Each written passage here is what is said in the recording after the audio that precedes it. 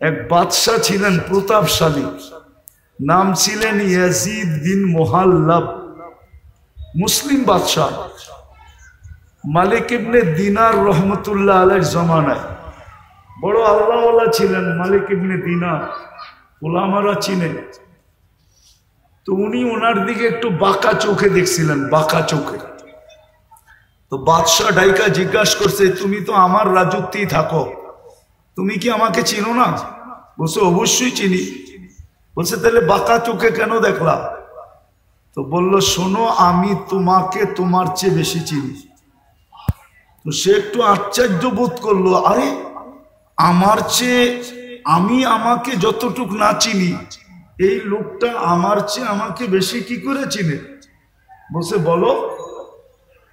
কারণ আগের যুগের বাদশারা প্রতাপশালী ছিল কিন্তু বেয়াদব ছিল না। কি ছিল না? বেয়াদব ছিল না। রাগ হয় না, পায়ে হাত রাখি। আজকাল তো মানুষ একটু ক্ষমতা পাইলে শুধু প্রতাপশালী হয় না, বেয়াদব হয়, আদব কায়দা হারায় ফেলে, ঠিক না? আদব কায়দা, কথা বলারও ঢং জানে না। তো বাদশাহ জিজ্ঞেস করলো, তুমি আমাকে আমার চেয়ে বেশি কিভাবে চিনো? তো মালিক ইবনে দিনার রহমতুল্লাহ আলাইহি বলতেছিলেন, আমা কানা আউয়ালুকা নুতফা, তোমার উৎস কি বীর্য ছিল না? তোমার তৈরি তো বীর্য থেকে, ঠিক না? আরে কি সত্য তো? দুর্গন্ধময় নিকৃষ্ট একটা পানি থেকে। তো বলছে বালা, অবশ্যই। বলছে আখেরুকা জিফা, তুমি মরে গেলে ফুলন্ত ফাটন্ত দুর্গন্ধময় একটা লাশ হবে না? বলছে বালা, অবশ্যই। বলছে বাইনাহুমা তাহমিলু কাদিরা, এই দুইয়ের মাঝে তুমি আর আমি একটা পেশাব পায়খানার টুকরি, না টুকরি বোঝেন? টুকরি পেটের ভিতরে কি? আরে বলেন না, পেশাব পায়খানা না, বুড়িতে কি আছে? মনে হয় ভালো ভালো খাওয়ান আছে, পেশাব পায়খানাই তো, ঠিক না?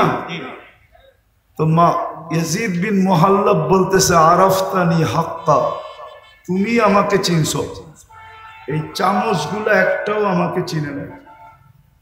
চামচ চিনেন? রাধা বাদশাদের চতুর্দিকে চামচ থাকে না, চামচ। আরে চামচই কোন, চামচা কইলে আবার খারাপ শোনা যায়, সুন্দর ভাষা ব্যবহার করেন।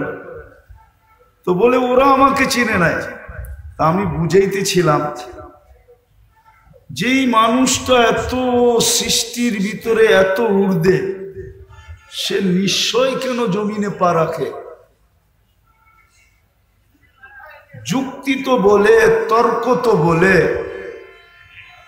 বিবেক তো বলে, বুদ্ধি তো বলে, এমনকি বিদ্যা পর্যন্ত বলে যে সবচেয়ে পূর্ণতা নিয়ে ওই মানুষটাকে দুনিয়াতে আসা উচিত ছিল।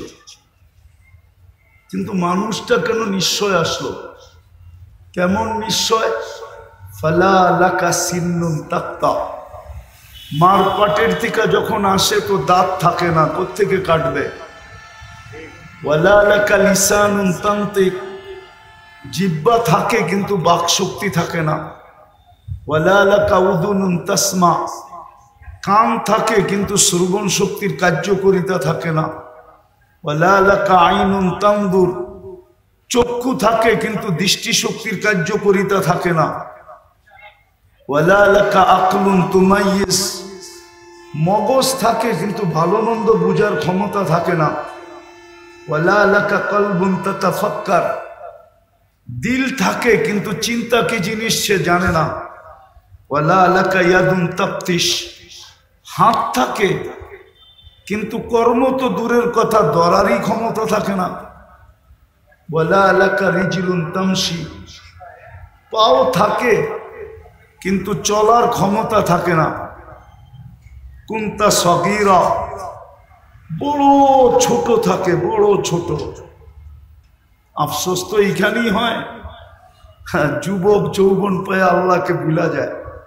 ও ভাবেই না যে মাত্র 5-6 পাউন্ডের ছিল, ঊর্ধ্বে 7 পাউন্ড, ঊর্ধ্বে 10 পাউন্ড। 10 পাউন্ডের উপরে বাচ্চা হয় না। আর 10 পাউন্ড যেই বাচ্চা, সে নর্মালও জন্ম নেয় না, তাকে সিজার করতে হয়। কেননা 10 পাউন্ডের বাচ্চা নর্মাল আসতে পারে না, তাকে সিজার করা ব্যতীত আনা যায় না। তাহলে 10 পাউন্ড। কিন্তু যুবক তো ভাবে না যে আমি একদিন 10 পাউন্ড ছিলাম। আল্লাহ তো এটাই বলে, আমা কুনতা সগীরা, তুই ছোট ছিলি। আমা কুনতা যায়ীফা, তুই কি দুর্বল ছিলি না? মার পেটের থেকে আসে তখন কেমন দুর্বল। কিন্তু বড় হইতে দেরি, অতীত বলতে তো দেরি করে না যে অতীতে আমি ছিলাম কি। কে আমাকে এত ওজন বানাইলো? 70 কেজির ওজন আমাকে কে বানাইলো 10 পাউন্ড থেকে? এটা তো ভাবে না। তো নিশ্চয়ের চিত্র দেখাইতেছি যে ছোট ছিল কতটুকু, ওয়েট ওজন ছিল কতটুকু, দুর্বল ছিল কেমন। কুনতা জাহিলা, তুমি বড় অজ্ঞ ছিল, অজ্ঞ। এই নিশ্চয় মানুষ কেন আসে? আবারও বলতেছি, অথচ সৃষ্টির সেরা আল্লাহ মানুষকে একটা মেসেজ দিতে চান, মেসেজ। এই জন্য নিশ্চয় নিয়ে আসছেন। কেনটা এই মেসেজটা কোনো সৃষ্টির দরকার নাই, কোনো সৃষ্টির এই মেসেজের প্রয়োজন নাই। প্রয়োজন নাই কেন এটাও বুঝাইতেছি। কোনো সৃষ্টির ভোগ অধিকার নাই। সৃষ্টি ভোগ যদি করেও তাহলে মানুষের জন্য করে। সৃষ্টি বাঁচে যদি মানুষের জন্য বাঁচে। সৃষ্টির অস্তিত্ব মানুষের জন্য। মানুষ না হইলে এই সৃষ্টির দরকার ছিল না। সূর্যের আলো দরকার ছিল না, চাঁদের কিরণও দরকার ছিল না, নদী প্রবাহমান হওয়াও দরকার ছিল না, সমুদ্রের তরঙ্গ মারাও দরকার ছিল না। এটা খোলার সময় এখন নাই। আর এই হইহুল্লার ভিতরে যে বুঝে আসবে এমনও না, যদি খুলিও তাইলে বুঝে আসবে না।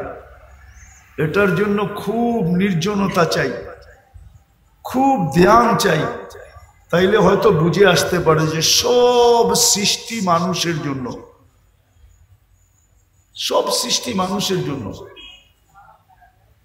মানুষ না হইলে কিচ্ছু হতো না, কিচ্ছু প্রয়োজনও ছিল না। তো যেটা বুঝাইতেছিলাম, মানুষ নিশ্চয় আসে কেন? শুধু একটা মেসেজ দেওয়ার জন্য। এই মেসেজটা কোনো সৃষ্টির দরকার নাই, প্রয়োজন নাই। এই জন্য সব সৃষ্টিকে আল্লাহ পূর্ণতা দিয়ে অস্তিত্ব দেন। শুধু ওই মেসেজটা বোঝার জন্য মানুষকে নিশ্চয় অস্তিত্ব দেন, নিশ্চয়। শুধু একটা মেসেজ বোঝানোর জন্য। আর মেসেজটা এই জন্য বুঝাইতেছিলাম, কোনো সৃষ্টির ওই মেসেজের প্রয়োজন নাই। কেননা ভোগ অধিকার নাই। কোনো সৃষ্টির জীবনের ফলাফল নাই, প্রতিদান যাকে বলে, প্রতিদান নাই। কোনো সৃষ্টি প্রতিদান পাবে না। এমনকি ফেরেশতা পর্যন্ত প্রতিদান পাবে না। কোন সৃষ্টি জান্নাত জাহান্নামে যাবে না। শুধু একমাত্র মানুষই জান্নাতে যাবে, জাহান্নামে যাবে। উকুদুহান নাস ওয়াল হিজারা, কুরআন বলে শুধু মানুষ জাহান্নামের ইন্ধন হবে। এই জন্যই মানুষটাকে মেসেজ দেওয়ার প্রয়োজন ছিল। এই জন্য আল্লাহ নিশ্চয় অস্তিত্ব দিয়েছেন। যদিও মানুষ ভাবে না, এটাও মানুষেরই স্বভাব। এটাই মানুষের স্বভাব। জিতার আগে একরকম, জিতা গেলে আরেক রকম। জিতার আগে পাও ধরতে পারে, আবার জিতার পরে যার পায়ে ধরছে তারে ফুটবলের মতো লাথিও দিতে পারে। এটা মানুষের স্বভাব। কুরআন বলতেছে, কুরআন, আমি না। কুতিলাল ইনসানু মা আকফারা। নাইলে একটা কথা বোঝেন, এটা তো স্বীকার করি, হায়াত কার হাতে? আল্লাহ। মৌত আল্লাহ। সুস্থতা আল্লাহ। অসুস্থতা আল্লাহ। সর্বকিছু কার হাতে? আল্লাহ। যেই মানুষটা বলে আল্লাহ ডাকলে ও মসজিদে যায় না কি করে? আচ্ছা বলবেন মানুষের সংকুলন হবে না, বলুক এই কাউন্টারে জামাতে দাঁড়ায় কিনা, নামাজ পড়ে কিনা,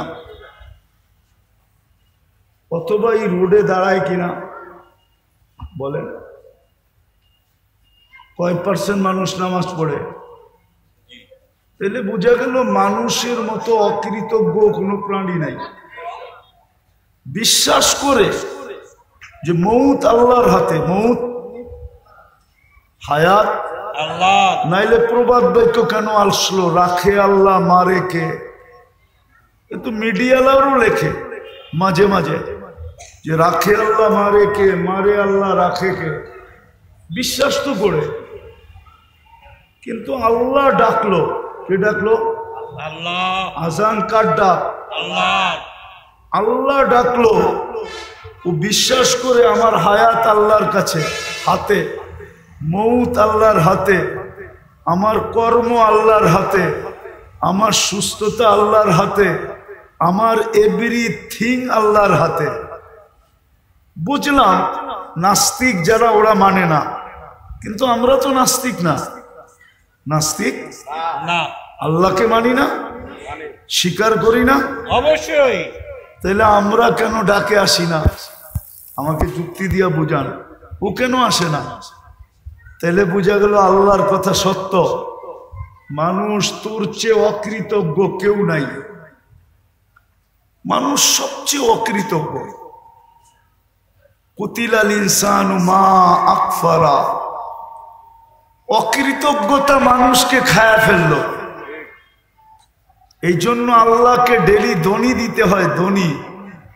কোরআনের মাধ্যমে আল্লাহ প্রত্যেকের কানে ধ্বনি দেন, আওয়াজ দেন। মা গর্রাকা বিরাব্বিকাল কারীম। দয়ালু আল্লাহর থেকে তোকে বিমুখ করলো কে? এত দয়ালু আল্লাহ। চলেন দয়ার একটা দৃষ্টান্ত দেখাই, দয়ার একটা দৃষ্টান্ত দেখাই। এক কোম্পানি নিয়ে আসেন এখান থেকে আমাকে, যে কোনো প্রতিবন্ধীকে চাকরিতে রাখছে। অনেকগুলা কোম্পানি, ওই মাথা থেকে এই মাথা পর্যন্ত পরিবহনের, ঠিক না? জি। একটা কোম্পানি নিয়ে আসেন, সে একজন প্রতিবন্ধীকে কর্মচারী হিসাবে রাখছে, মাসের শেষে তাকে একটা বেতন দেয়। এই মনে করা যে সে প্রতিবন্ধী, কি করে খাবে? আল্লাহ আমাকে অর্থ দিছে, আমি একজন প্রতিবন্ধীকে কর্মচারী হিসাবে রাখলাম। ও বলতেছে একজন রাখছে। একজন প্রতিবন্ধী বাংলাদেশে? হ্যাঁ, যদি প্রতিবন্ধীকেই এরকম বিত্তশালীরা, মার্কেট মালিক, দোকান মালিক, পরিবহন মালিক, মেল ফ্যাক্টরিওয়ালারা রাখতো, তাহলে বাংলাদেশে আর প্রতিবন্ধী আলাদেরকে কি অটো চালাইতে হইতো না, অটো চালাইতে হইতো না, ঠিক না? হ্যাঁ, আর প্রতিবন্ধীদের সুবাদে ভালো লোক অটো নিয়ে নামতো না, ঠিক না? অটো তো আগের থেকেই নাই, পরে নামবে কোত্থেকা? আর ঘুরতে ঘুরতে আজকে আন্দোলন পর্যন্ত গড়াইতে হইতো না। কিন্তু প্রতিবন্ধীকে তো কেউ চাকরিতে রাখে না, গেলেই প্রথম ধাক্কা দেয়, তুই প্রতিবন্ধী। তো যেটা বুঝাইতেছিলাম, বুঝাইতে যে আল্লাহর মতো দয়ালু, মা গর্রাকা বিরাব্বিকাল কারীম, এই ধ্বনি দিতে হতো না, এই ধ্বনি দিতে হতো না যে আমার মতো দয়ালুর থেকে তোকে বিমুখ করলো কে? তুই সারা দিন বিমুখ থাকা সত্ত্বেও, আমার হাতে হায়াত থাকা সত্ত্বেও, আমার হাতে মউত থাকা সত্ত্বেও, এভরিথিং আমার হাতে থাকা সত্ত্বেও আমি তোর ডাকি বলে ডাকি আমি, তুমি সাড়া দাও না। তারপরও আমি তোমার সব কিছু বহন করতেছি। বলেন এরকম দাতা কই পাবেন? একটু ভাবেন, বিবেক দিয়ে ভাবেন, কাজে দিবে কিন্তু। নাইলে এই কথা বলতে পারবেন না, এই কথা বলতে পারবেন না। আপনি যুক্তি দিবেন, তর্ক দিবেন, যুক্তি তর্কের জবাব কিন্তু এটার ভিতরে রাখা আছে। আপনার ব্রেনের ভিতরে আপনার যুক্তি তর্কের জবাব রাখা আছে, আপনার ব্রেনের ভিতরেই রাখা আছে। আপনি এটা বললে হবে না যে আমি কর্মব্যস্ততার কারণে পারি না। ড্রাইভার যদি বলে আমি চালক হিসাবে নামাজ পড়তে পারি না, আমি ওকে প্রশ্ন করব তোমাকে চালানের যোগ্যতা কে দিল? হ্যাঁ, কে দিল? আল্লাহ। আরে বলেন না আল্লাহ। আল্লাহ বলতে দ্বিধা করেন কেন? আল্লাহ বললে 40 নেকি মিলবে, 40 নেকি। কে দিল তাকে যোগ্যতা? আল্লাহ যদি জিজ্ঞেস করে যোগ্যতাটা কার ছিল বল, তোকে যদি প্রতিবন্ধী বানাইতাম কে কি করার ছিল? তোর মা বাবার চোখের পানি জড়ানো ব্যতীত আর কিচ্ছু ছিল না। চোখের পানি জড়াইতে থাকতো। আল্লাহর বিরুদ্ধে কেস কোথায় করতো? হাইকোর্টে না সুপ্রিম কোর্টে না জজ কোর্টে না র্যাবের কাছে না আর্মির কাছে? কার কাছে করতো? এই যে রাস্তায় যারা ডিউটি করে, এরা যদি বলে আমি ডিউটি করি, আমি নামাজ পড়বো কি করে? আমি যদি প্রশ্ন করি তোমাকে এই দেহটা কে দিল? ডিউটি করার মতো যোগ্যতা সম্পূর্ণ তোমাকে কে বানাইলো? এটা আমাকে বলো। আল্লাহ তো এটাই প্রশ্ন করবে, তুমি আমারটা দিয়া বাহাদুর, এই দেহটা কার? আল্লাহ। আচ্ছা, যুবক বাহাদুর কার যৌবন দিয়া? হ্যাঁ, কি বলেন না? আল্লাহ। সুন্দরী মডেলিং কার সৌন্দর্য দিয়া? আল্লাহ। হ্যাঁ, সৌন্দর্যই তো লাগে মডেলিং এর জন্য, ঠিক না? না মডেল সবাই হইতে পারে না, মনে হয় বোঝেন না আপনারা। আরে মডেলিং হইতে হইলে কি লাগে? সৌন্দর্য লাগে না? হ্যাঁ। সৌন্দর্য কার দেওয়া? আল্লাহ। না ওর বাপ মা বাজার থেকে কিনা আইনা সেট করছে? হ্যাঁ বলেন না? না প্লাস্টিক সার্জারি করছে পুরা শরীর? তাও তো না, কার দেওয়া? আল্লাহ। তাইলে ঠিক যে যেখানে কর্মরত ওকে কর্মযোগ্য কে বানাইছে? আল্লাহ। যদি না বানাইতো কিছু হইতো না। তো কি করে বলে যে আমি তো কর্ম করতেছি, আমি ব্যস্ত, আই এম ভেরি বিজি, আমি আপনার ডাকে সাড়া দেই তো দেই কি করে? ও কর্মযোগ্য বানানোটা ভুল হয়েছে, ঠিক না? এটাই মনে হয়, নাহলে ও সাড়া দেয় না কেন? রোডওয়ালা যদি রোডেই নামাজের জন্য দাঁড়াইতো তাহলে হয়তো রোড থাইমা যেত, নামাজের পরে আবার খোলা যেত, ঠিক না? কত আন্দোলনেই তো রোড সারাদিন থামা থাকে, ঠিক না? আপনাদের ফ্লাইওভার কি মাঝে মাঝে থামে না? হ্যাঁ, লম্বা জাম হয় না? না হয় না? না, এটা 24 ঘন্টা চলতে থাকে। মাঝে মাঝে তো আমরাও 2-1 ঘন্টা কাটায় দিই ফ্লাইওভারের উপরে। 10 মিনিটের জন্য যদি থেমা যেত। কিন্তু কবেলে সবাই যেন বুঝাইতে চাইতেছে তুমি আমাকে যোগ্যতা সম্পূর্ণ বানানো, এটা তোমার ভুল। তুমি আমাকে শ্রেষ্ঠ কেন বানাইলে? তুমি আমাকে সৌন্দর্য কেন দিলে? তুমি আমাকে কর্মযোগ্য কেন বানাইলে? যুবকও যেন বুঝাইতে চায় আমি আকর্ষণের পাত্র কেন বানাইলা? আমাকে তৃতীয় লিঙ্গ বানাইতা তাই ভালো ছিল, মানুষ দেখতো আর খালি হাততালি দিত। অন্য ভাষায় বুঝাইলাম, এটাই মনে হয় ভুল হয়ে গেছে। বিদায় আসেন, শেষ জায়গায় চলে আসছি। আর লম্বা করতে চাইতেছি না। মানুষকে আল্লাহ নিশ্চয় দিছেন একটা মেসেজ বোঝানোর জন্য, যে মানুষ ভালো মতে বোঝো, আমি ছাড়া যেরকম তোমার অস্তিত্বের কোনো বিকল্প চিন্তা ছিল না, আল্লাহ ব্যতীত মানুষের অস্তিত্বের কোনো বিকল্প চিন্তা আছে না নাই? আছে? আল্লাহ ছাড়া মানুষকে অস্তিত্ব দিতে পারবে? কোনো বিকল্প চিন্তা আছে?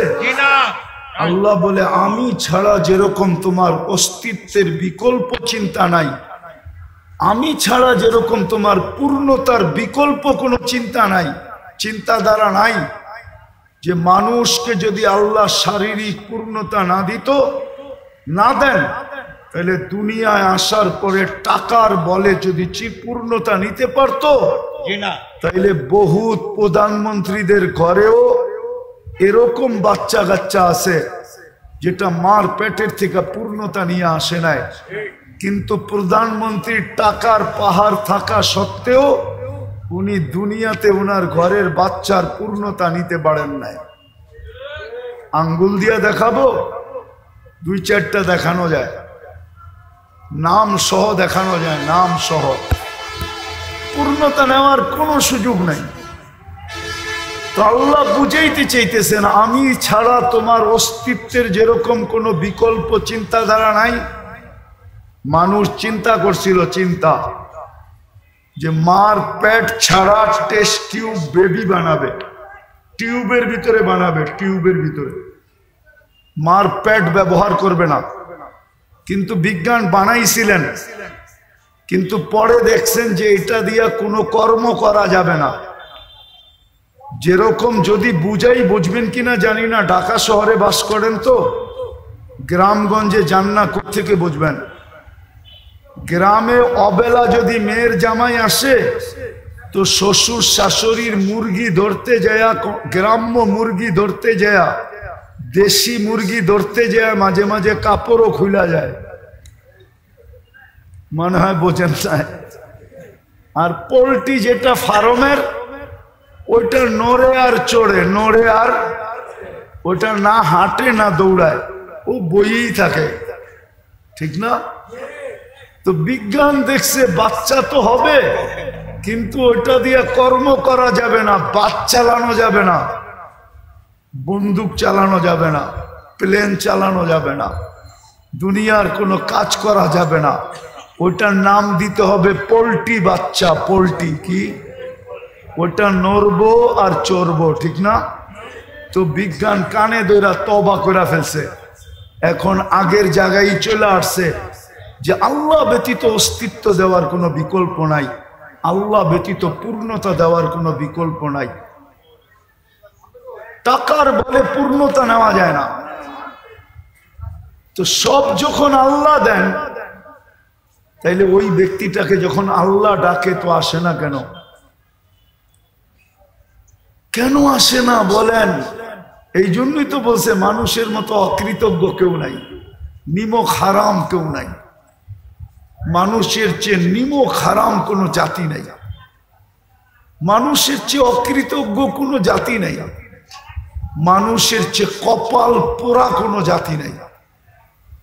বরং দেখা যায় মাঝে মাঝে কিতাব ঘাটলে দেখা যায় মানুষের চেয়ে নিকৃষ্ট কেউ নাই। হ্যাঁ, শুকরও মাঝে মাঝে সকালবেলা ঘুমের থেকে উঠা বলে, মালিক চোখটা খুলবো, কিন্তু কোনো বেনমাজির উপরে যেন দৃষ্টিটা না পড়ে। আল্লাহ জিজ্ঞাসা করে, কেন? বেনমাজি আমার চোখে আমার চেয়ে নিকৃষ্ট।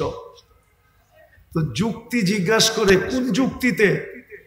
আমি তো উঠেই তোমার প্রশংসা করি, আর তুমি ওকে ডাকো, তারপরে ও আসে না।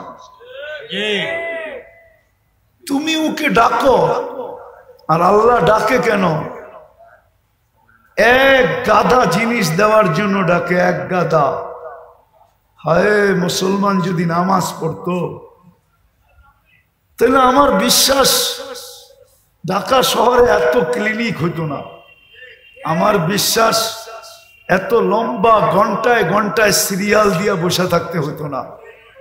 আর আমার বিশ্বাস ডাক্তারদের পোয়া বারো হইতো না যদি মুসলমান নামাজ পড়ার মতো পড়তো। কেননা নামাজের ভিতরে আরোগ্যতা রাখা আছে, শেফা। আপনি বলবেন হুজুররা অসুস্থ হয় কেন? আমিও বলবো আমিও ওই নামাজ পড়ি না যেরকম পড়ার দরকার, আর পড়লে আল্লাহ রসুলের কথাই সত্য। সল্লি পড়ো, ফাইন্না ফিস সালাতি শিফা, নামাজ পড়ো, নামাজের ভিতরে আরোগ্যতা রাখা আছে। যদি পড়ার মতো পড়তো তো কথা শুরু ছিল মানুষকে কেন নিশ্চয় অস্তিত্ব দেন, মেসেজ দেওয়ার জন্য। যেরকম মানুষ, আমি ছাড়া তোকে অস্তিত্বে আনার কোনো বিকল্প রাস্তা নাই, আমি ছাড়া পূর্ণতা দেওয়ার বিকল্প কোনো রাস্তা নাই। ঠিক তদ্রূপ আমি ব্যতীত ভালো মতে বোঝ, তোর এই জীবনটা, ছোট জীবনটা গুছানের কোনো বিকল্প রাস্তা নাই। গুছানো বোঝেন? এই 60-70 বৎসরের জীবনটা যদি গুছায়া চালাইতে চাস, একটু সুখ শান্তির সাথে যদি চালাইতে চাস, কাটাইতে চাস, এই জন্য বাংলায় একটা প্রবাদ বাক্য আছে, পরিশ্রম ধন আনে। এটা আমিও মানি, পরিশ্রমে ধন আনবে কিন্তু সুখ আনতে পারবে না। বাংলায় প্রবাদ বাক্য আছে, পুণ্যে আনে সুখ। কি পুণ্য বোঝেন? কি নেকে আনে সুখ। আল্লাহ সুখ দেয়, আল্লাহ সুখ দেয়। যদি ধনী সুখ দিত তাইলে ওই ধনী কেন নিজের মাথায় পিস্তল রাইখা নিজেই গুলি করত? ও তো ধনী ছিল, ওকে আমার চেয়ে বেশি আপনারা চিনেন না। আমি চিনি ওর ছেলে কই থাকে, আমি চিনি ওর মেয়ে কই থাকে, আমি চিনি ওর স্ত্রী কোথায় থাকে, আমি চিনি ওর কতটুকু আছে কতটুকু নাই, আমি চিনি ওকে, কাছের থেকে চিনি। না চিনতাম, দনই যদি সুখ আনত তাইলে ঐশী তো ডেলি প্রতি মাসে 1 লক্ষ টাকা হাত খরচ পাইতো। ঐশী যে এখনো জেলখানায় আছে, সে তো প্রতি মাসে 1 লক্ষ টাকা হাত খরচ পাইতো। ছোট একটা মেয়ে, ও 1 লক্ষ টাকা খায় না, চাবায়া খাইতো। ও 1 লক্ষ টাকা খায় কি করে? হ্যাঁ, ডেলি 3000 টাকা খাইলেও তো মাসে 30-90,000 হয়। ও 3000 ডেলি কি খাইতো? বিলাসবহুল গাড়ি তো ছিল ওর জন্য, পার্সোনাল ড্রাইভার তো ছিল ওর জন্য। এখনো তো ফ্ল্যাটটা পড়া আছে শান্তিনগরে, দেখা আসেন না? আমি চিনি ওই ফ্ল্যাট। যদি ধনী মানুষের জীবনে সুখ আনতো তাইলে ধনীরা বেশিরভাগ আত্মহত্যা করে কেন, ডিটেনশনে ভোগে কেন? ধনীদের চেয়ে তো বেশি ঘুমের ট্যাবলেট কেউ খায় না, ধনীদের চেয়ে তো বেশি ডিটেনশনের ট্যাবলেট কেউ খায় না। ধনীরা সবচেয়ে বেশি ট্যাবলেট খায়। আরেকটা বলবো, হয়তো বিশ্বাস করবেন না, ডিটেনশনের ট্যাবলেট উন্নত বিশ্বে সারা দিন যতগুলা বিক্রি হয়, যত $1 ট্রিলিয়ন, কোনো ওষুধ এত বিক্রি হয় না। আমি তো ঘুরা বলতেছি, ঘুরা আমেরিকা যায়া বলতেছি, কানাডা যায়া বলতেছি, ইংল্যান্ড, ইউরোপ, অস্ট্রেলিয়া, জাপান, শুধু বাকি আছে নিউজিল্যান্ড। বাকি সব ল্যান্ডে যায়া বলতেছি। তাইলে ওরা কেন এত বেশি ট্যাবলেট খাইতো ঘুমানের? মুসলমানের ঘুম দেখা কেন মুসলমান হইতো? আমি তো চিনি আমেরিকাতে ওই ব্যক্তিকে যে মুসলমানের ঘুম দেখা মুসলমান হয়েছে। সত্য বলতেছি। মসজিদে বৈশা বৈশা একজন ঘুমাইতেছিল, তো দূরের থেকে দেখা ছুটে আসছে, বলছে তুই কোন কোম্পানির ওষুধ খাস, বৈশা বৈশা ঘুমাস? আমি তো আমেরিকান ওষুধ খায়া বিছনায় যায় ঘুমাইতে পারি না, আমাকে একটু দয়া করে লেখা দিবি। ও ছিল তাবলিগওয়ালা, ও চালাক ছিল, বলছে এত তাড়াতাড়ি লিখে দিব? 3 দিন আমার লগে থাকতে হবে। থাকবি? বলছে 3 দিন না 3 মাস থাকবো। 3 মাস। তারপরও ঘুম দরকার। তো 3 দিন জামাতে থাকার পরে মুসলমান হয়ে গেছে। 2019-এর কাহিনী বলতেছি। আমি ইস্তেমায় গেছিলাম আমেরিকার। তা আমি বয়ান করে নামতেছিলাম, আর ও পিছে বয়া ঘুমাইতেছিল বসা বসা। তা আমি আইসা ওরে খোঁচা দিয়ে জিজ্ঞাসা করছিলাম, কোন কোম্পানির ট্যাবলেট খাস, আমাকে লেখা দিবি? তো আমাকে হাইসা দিয়া বলতেছে 3 দিন সময় দিতে হইব, তাইলে লেখা দিবি। অথচ আমি ইস্তেমার বয়ান করে নামলাম। সত্য এটা, ভাবেন, নাইলে ছোট জীবনটা কেটে যাবে। সুখের আশায় দৌড়াইতে থাকবো, কিন্তু কোনোদিন সুখ দেখবো না। সত্য এটাই। পুণ্যে আনে পরিশ্রম কি আনে? আলস্য দারিদ্রতা আনে মানি, কিন্তু দুঃখ আনতে পারে না। পাপে আনে দুঃখ, পাপে পাপে। মানুষের জীবনে দুঃখ আসে পাপের কারণে, অলসতার কারণে মানুষের জীবনে দুঃখ আসে না। মানুষ দুঃখী হয় শুধু পাপের কারণে। তো আল্লাহ মেসেজ দেওয়ার জন্য নিশ্চয় অস্তিত্ব দিছেন, যে তোমাকে নিশ্চয় অস্তিত্ব দিলাম মেসেজ, তুমি এই ছোট জীবনটায় যদি সুখে থাকতে চাও, তাইলে আমি আল্লাহ ছাড়া বিকল্প নাই। আমি আল্লাহকে পাইতে হবে। যেমন দেখাইলাম, অস্তিত্ব আল্লাহ ব্যতীত বিকল্প, পূর্ণতা আল্লাহ ব্যতীত বিকল্প, সুখ আল্লাহ ব্যতীত বিকল্প, কোনো কিছুই আল্লাহ ব্যতীত বিকল্প নাই। সবকিছুর ভান্ডার কিন্তু ওনার কাছে। নইলে দৌড়াইতে থাকবো, যেমন আজকে দৌড়াইতেছি। রাত্রেও তো এখান দিয়ে যাই, রাত্রেও যাই, 2টা 3টা 4টা বাজে, দেখি এই কাউন্টার গুলা সব খোলা, কর্মরত মানুষগুলা এখানে ব্যস্ত, চা বিক্রি হইতেছে, এটা হইতেছে, সেটা হইতেছে। সবাইকে যদি জড়ো করে জিজ্ঞাসা করি, রাত্রটা তো ঘুমের জন্য ছিল, তুমি কেন সজাগ? রাত্রটা তো ঘুমের জন্য ছিল।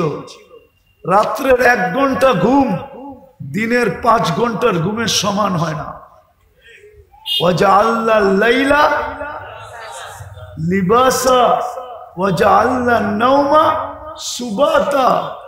রাত্র বানানো হয়েছে ঘুমের জন্য, দিন বানানো হয়েছে ওয়াজআলনা নাহারা মাআশা। দিন বানাইছি আমরা কর্মের জন্য, কিন্তু সাইদাবাদ তো 24 ঘন্টা কর্ম করে, না করে না? 24 ঘন্টা কর্ম করে। যদি জিজ্ঞাসা করি কর্ম করো কেন, আচ্ছা বলেন, লাউড স্পিকার বাইরেও খোলা আছে, শীত তো শুরু হয়ে গেল, ঠিক না? 2 দিন পরে কনকনে হবে, ঠিক না? এই কনকনে শীতের রাত্রে ল্যাব গায়ে দিয়া 2 জনে ঘুমানো সবচেয়ে মজা। 2 জন বলছি, কিন্তু ল্যাব গায়ে দিয়া 2 জনে ঘুমানো সবচেয়ে মজা, না সাইদাবাদের কাউন্টারে বইয়া টিকিট বেচা মজা? মানুষ হিসাবে বলেন কোনটা মজা? হ্যাঁ, শীতের দিন, কনকনে শীতের দিন, সকালবেলা ল্যাপের ভিতরে 2 জনে ঘুমানো মজা, না সকাল সকাল ওইটা রাস্তা দিয়ে হাঁটতে হাঁটতে কর্মের দিকে যাওয়া মজা? কোনটা মজা? আরে বলেন না। ঘুমে মজা। কিন্তু ওকে যদি জিজ্ঞেস করি, ও বলবে সুখের জন্যই তো এখানে বসে আছি। কিসের জন্য? সুখের জন্য। তো সুখ ছাইরা সুখের জন্য বসে আছে। আপনি আমাকে যুক্তি দিয়া বুঝান, এটা কোন যুক্তি? সুখ তো মিলে না, সুখের আশাই তো ছুটতেছে। শীতের দিন তো সকালবেলা ফজরের পরে দেখি, আমি তো খিলগাঁই থাকি, ঢাকা শহরেই থাকি, রাস্তাগুলার ভিতরে মানুষের স্রোত যখন দেখি সকালবেলা, তো নিজের মনটাই বলে হায় সুখের আশায় সুখ ছাড়া কনকনে শীত গায়ে নিয়া ছুটতেছে সবাই, কিন্তু সুখ তো এখানে নাই। মানুষকে আল্লাহ এই মেসেজ দেওয়ার জন্য নিশ্চয় অস্তিত্ব দিছেন। মানুষ বোঝ, তোকে নিশ্চয় অস্তিত্ব দিলাম, পূর্ণতা আমি ছাড়া বিকল্প কোনো রাস্তা নাই, অস্তিত্ব আমি ব্যতীত বিকল্প কোনো রাস্তা নাই, তোকে স্বয়ং সম্পূর্ণ করা আমি ব্যতীত বিকল্প কোনো রাস্তা নাই। বিজয় তোর দিলের ভিতরে কাত, এই ছোট জীবনটাও সুখী হওয়ার জন্য আমি ব্যতীত বিকল্প কোনো রাস্তা নাই। এই জন্য আল্লাহ মেসেজ দেওয়ার জন্য নিশ্চয়। দ্বিতীয়টাও বুঝাইতেছি, শেষ জায়গায় চলে আসছি, দ্বিতীয়টাও শেষ জায়গায় চলে আসছি, দ্বিতীয়টাও বুঝাইতেছি। এই জীবনটাই তো জীবন না, 60-70 বছর, তারপর চলে যেতে হবে। যেটা চিরদিন, ওইখানেও যদি সুখ পাইতে চাই, আর যদি বলি প্রবাদ বাক্য, নগদ যা পাও হাত পেতে নাও, বাকির খাতায় শূন্য থাক, তাইলে আপনাকে বুঝায় কোনো লাভ নাই। ইনশাআল্লাহ আপনি একদিন সচক্ষে দেখবেন যে বাকির খাতায় শূন্যই আছে, আপনার প্রবাদ বাক্যই থেকে যাবে। এই জন্যই কোরআন বলছে আফা হাসিবতুম আন্নামা খালাকনাকুম আবাস। ও মানুষ, কোন সৃষ্টি যদি অনর্থক সৃষ্টি না হয়, তাহলে তোর মতো সৃষ্টির সেরা মানুষটা অনর্থক হয় কি করে? যাকে আমি সৃষ্টির ভিতরে সবচেয়ে সৌন্দর্য দিলাম, ওটা অনর্থক হয় কি করে? যাকে সৃষ্টির ভিতরে সবচেয়ে সুন্দর গঠন দিলাম, ওটা অনর্থক হয় কি করে? যাকে আমি দুনিয়াটা হাতে উঠায় দিয়া দিলাম, ওটা অনর্থক হয় কি করে? যাকে দুনিয়ার আধিপত্য দিলাম, সেটা অনর্থক হয় কি করে? সর্বশেষ যেই মানুষটাকে আমি খলিফা, আমার প্রতিনিধি হিসাবে ঘোষণা দিলাম, ওটা অনর্থক হয় কি করে? যেই মানুষটাকে জন্ম নিতে দেরি, সৃষ্টি শ্রেষ্ঠ সৃষ্টি, मिले खाक में अहले शाह कैसे कैसे, जमी खा गई नौजवां कैसे कैसे, अजल ने न छोड़ा किसरा न दारा, उसी से सिकंदर सा फाते भी देहारा, हर एक लेके क्या क्या हसरत सुधारा, पड़ा रह गया यही ठाट सारा। ঐতিহ্য পড়া থাকবে, ঐতিহ্য। সোনার গায়ে ঐতিহ্য পড়া আছে, লালবাগ কিলায় ঐতিহ্য পড়া আছে, আহসান মঞ্জিলে ঐতিহ্য পড়া আছে, বিক্রমপুরে ঐতিহ্য পড়া আছে, রাজবাড়িতে ঐতিহ্য পড়া আছে, হাজারো ঐতিহ্য পড়া আছে, হাজারো ঐতিহ্য পড়া আছে। এখনো গণভবন পড়া আছে, গণভবন ঐতিহ্য পড়া আছে। আল্লাহ বলে, কবিও বলে ঐতিহ্য পড়া থাকবে। ছোটবেলা অনেক বাস কোম্পানি দেখতাম, যাদের নাম এখন পর্যন্ত একটাও নাই, শুধু একটা আছে, ইগলের কিছু বাস এখন দেখা যায়, বাকি পুরান কোম্পানির একটাও নাই, শুধু ইগলটা দেখা যায়। ছোটবেলার বাসের কোম্পানির কথা বলতেছি। বড় দাপট ছিল, বড় কি বড় দাপট ছিল। রাগ হয়ে যাবেন বললে? না, পরিবহন রাগ হয়ে যাবে। বলবো, পরিবহন গুলার ব্যবহারে মনে হয় এরা যাত্রীকে বিনা পয়সায় নিয়ে যায়, বিনা পয়সায়। এরকম রাব ব্যবহার করে কাউন্টার থেকে নিয়া পায়ে হাত দিয়া বলতেছি, রাগ হয়েন না, কন্ট্রাক্টর থেকে নিয়া সবাই এরকম রাব ব্যবহার করে, মাঝে মাঝে মনে হয় বিনা পয়সায় নিয়ে যায় কি, কিন্তু আসলে এদের পরিবহন চলে তো জনগণের মাধ্যমে, ঠিক না? জনগণ যদি বলে আমরা 11 নম্বর পরিবহন ব্যবহার করব, আজকের থেকে কোনো পরিবহনই ব্যবহার করব না। 11 নম্বর চিনেন? দূর মিয়া, এটাও চিনেন না, ঠিক না? এই দুইটা পাও, এটা হলো 11 নম্বর। 11 নম্বর 11 নম্বর পরিবহন ব্যবহার করব, আর কোনো পরিবহনই ব্যবহার করব না। তাইলে দেখেন আপনাদের জনগণের পাও ধরে কেমনে। রিক্সাওয়ালারা যদি ব্যবহারই না করেন, ঢাকা শহরের কত বড়, কিন্তু আমরা অলস হয়ে গেছি বিদায় 5 টাকার ভাড়া 50 টাকা দেওয়া যায়, ঠিক না? 20 টাকার ভাড়া 100 টাকা দেওয়া যায়, ঠিক না? হ্যাঁ, এই জন্যই তো আমরা অসুস্থ। সব ফার্মের মুরগি হয়ে গেছে, 1 কিলো হাঁটতে পারে না, ঠিক না? হ্যাঁ, তো যেটা বুঝাইতেছিলাম, দুনিয়াটা চলবে না আল্লাহ পাওয়া ছাড়া। লেখালন এই জন্যই আপনাকে নিশ্চয় অস্তিত্ব দেয়। মেসেজ, এটা মেসেজ। আল্লাহ ছাড়া তোমার এই দুনিয়ার ছোট জীবনটা চলবে না। একটা কাহিনী শোনাবো, কানে শোনা কাহিনী, নাইলে শুনাইতাম না। দেখেন না, কনস্ট্রাকশন শ্রমিক থাকে না, যারা বিল্ডিং শিল্ডিং বানায়, ঠিক না? তো ওদের একজন সুপারভাইজার থাকে, অনেকগুলা কি দিন মজদুর থাকে, ঠিক না? ওরা দেখবেন সকালবেলা টিফিন কারি নিয়ে আসে লগে করা, দুপুরে একসাথে বৈশা খায়। তো একদিন যাইতেছিলাম, অনেক আগের কথা, তো দেখছি সবাই খাইতেছে আর গল্প করতেছে, গল্প। তো যেই বাড়িতে কাজ করতেছিল, একজন বলতেছিল ওদের যে সুপারভাইজার, তাকে যেই নামে ডাকে ওই নামেই ডাকতেছিল, যে আমাগো স্যার এত শিক্ষিত, ওর বাপে ওরে শিক্ষিত বানায় তো একটা বেউকুব বানাইছে। তো সব দিয়ে জিজ্ঞাসা করছে, তুই বুঝলি কি করে? হয়তো ম্যাডামের কথা ছাড়া কিচ্ছু করে না, কিন্তু ও এত বড় অফিসার, বিয়া করলো, ও বিল্ডিং বানাইতেছে ওর টাকায়, সব খরচ করে ও, কিন্তু ও তো ম্যাডামের কথা ছাড়া লড়ে না। তাইলে আমি বেউকুফ বলবো না, বলবোটা কি?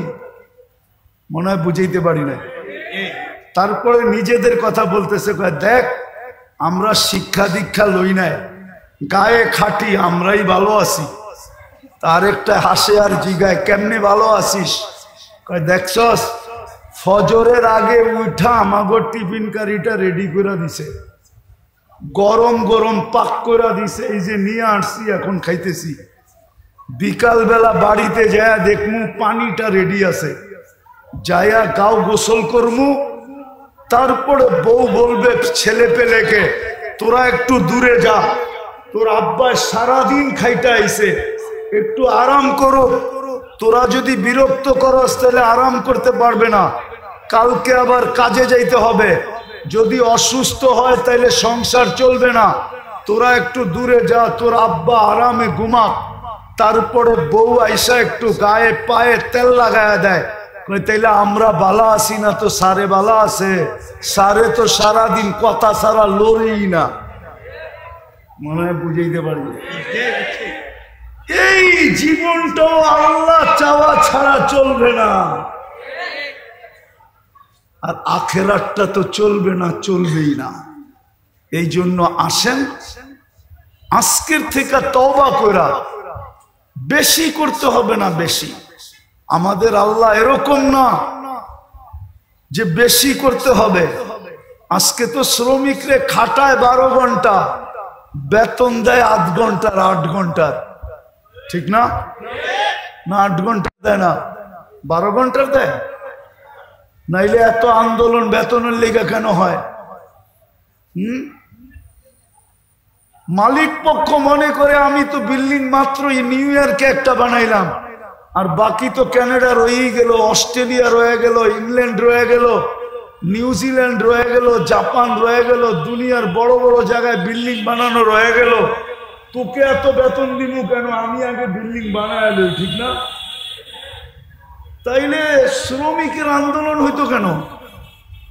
মালিক পক্ষ যদি মনে করত যে শ্রমিকের মাধ্যমে আমার এই কি আমার এই অবস্থান, শ্রমিক না হইলে তো আমার এই অবস্থান হইতো না।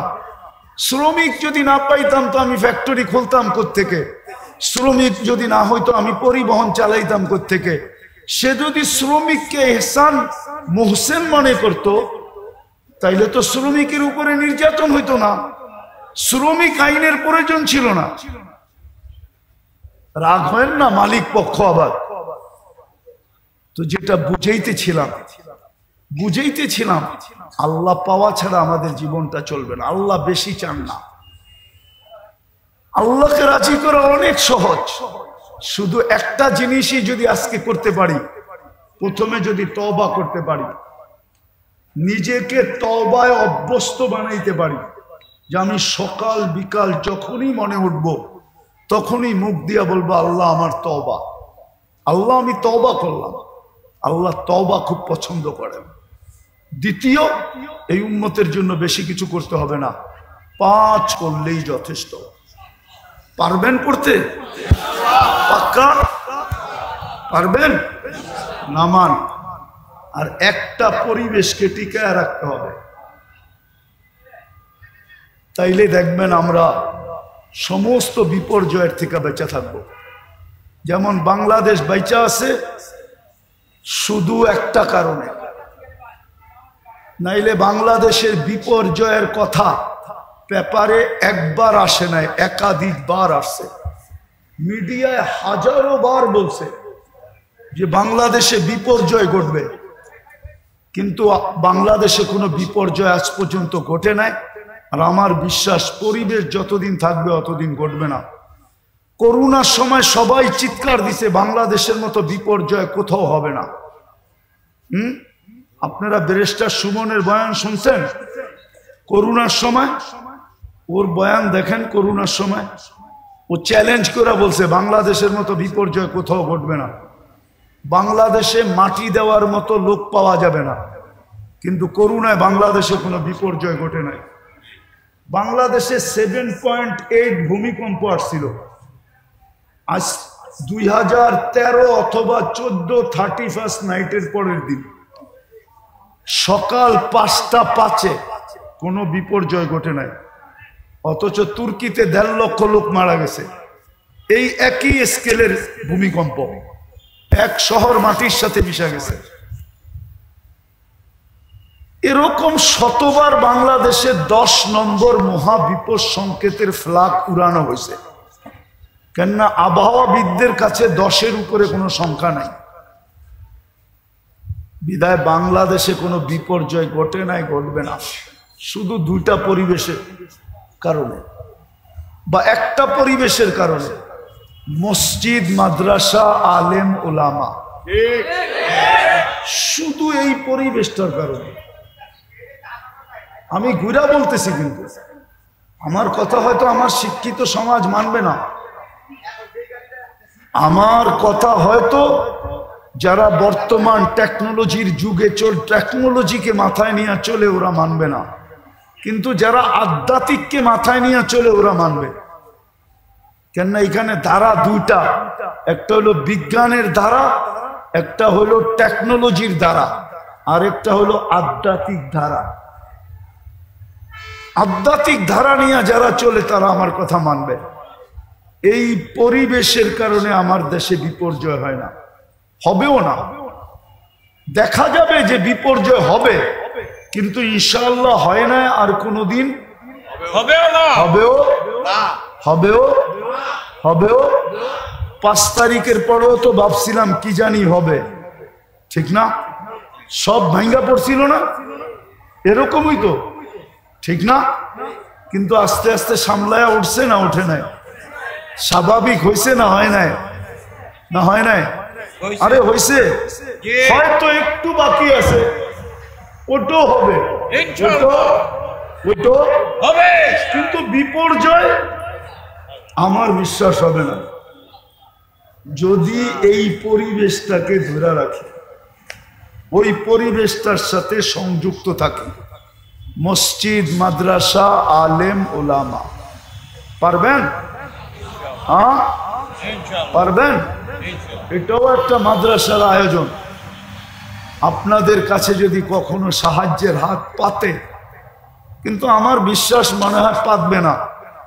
যেই ফ্যামিলির মাদ্রাসা, এরা যদি ইচ্ছা করে, আল্লাহ এদেরকে যতটুকু দিছে ইচ্ছা করে, কিন্তু এরা হাত পাততে পারে মনে হয় এই জন্য অন্যদেরকে সংযুক্ত করার জন্য, জি অন্যদেরকে সংযুক্ত করার জন্য, সংযুক্ত করার জন্য, জি অন্যজনকে এই সোয়াবে ভাগিদার করার জন্য হয়তো হাত পাততে পারে, নাইলে এই ফ্যামিলির হাত পাতার কথা না। আল্লাহ এদেরকে যা দিছে, আপনারা সহযোগিতা করবেন ইনশাআল্লাহ।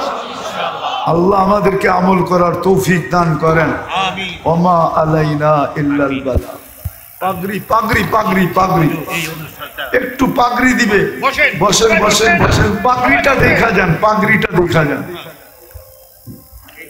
আলহামদুলিল্লাহ, আপনারা জেনে খুশি হবেন যে আপনাদের প্রাণপ্রিয় প্রতিষ্ঠান দারুল উলুম আল কুরআনিয়া মাদ্রাসা ও কমপ্লেক্সের 5 জন ছাত্র তারা হিফজ সম্পন্ন করেছেন। তারা এখন হযরতের কাছ থেকে পাগড়ি নিবে। 1 নম্বরে আসছেন হাফেজ মোহাম্মদ তুফাইল আহমদ, পিতা ইলিয়াসউদ্দিন, থানা নান্দাইল, জেলা ময়মনসিংহ। তারপরে হুজুরের কাছে পাগড়ি নেবেন মোহাম্মদ মিজানুর রহমান, পিতা হাসান আলী, থানা কুমারখালী, জেলা কুষ্টিয়া। তারপর পাগড়ি নেবেন হাফেজ মোহাম্মদ আব্দুল ওয়াহাব, পিতা গুফরানুদ্দিন, থানা কদমতলী, জেলা ঢাকা।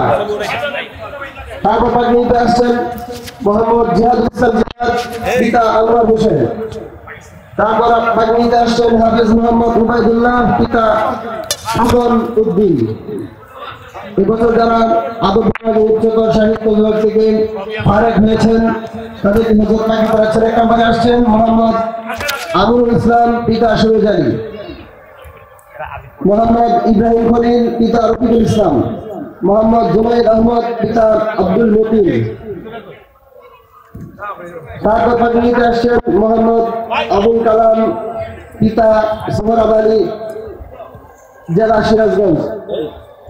তারপর পাগড়িতে আসছেন মাওলানা তরিকুল ইসলাম, পিতা মিজানুর রহমান। তারপর পাগড়িতে আসছেন মোহাম্মদ আবু নাঈম, পিতা হাফিজউদ্দিন, জেলা ময়মনসিংহ। তারপর পাগড়ি নেবেন মোহাম্মদ আমির হামজা, পিতা হাফিজুর রহমান, জেলা ফরিদপুর।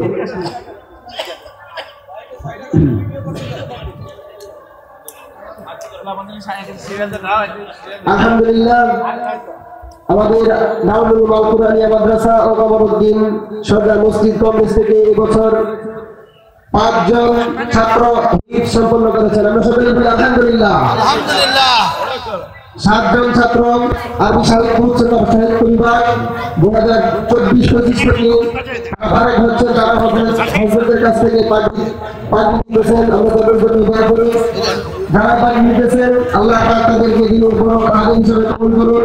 তাদের দ্বারা দুনিয়া এবং আখিরাতে, তাদের দুনিয়া এবং আখিরাতে আল্লাহ পাক উজ্জ্বল করুন।